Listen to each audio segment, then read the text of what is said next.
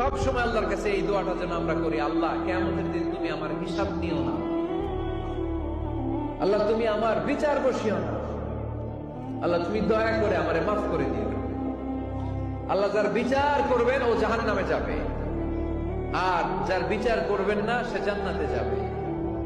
আল্লাহ যদি বিচার করে আর পাই টু পাই হিসাব নেয়, নামাজ পড়লি না কেন, রোজা রাখলি না কেন, মিথ্যা বললি কেন, খাদ্যে ভেজাল দিলি কেন, মাছে ফরমালিন দিলি কেন, যৌতুক খাইলি কেন, ঘুষ খাইলি কেন, উল্টা পাল্টা করলি কেন, জিনা করলি কেন, একটার পর একটা প্রশ্ন বানে যদি সেই ভয়ঙ্কর দিনে আল্লাহ আমাদেরকে জর্জরিত করে, আমাদের কোন উত্তর আছে?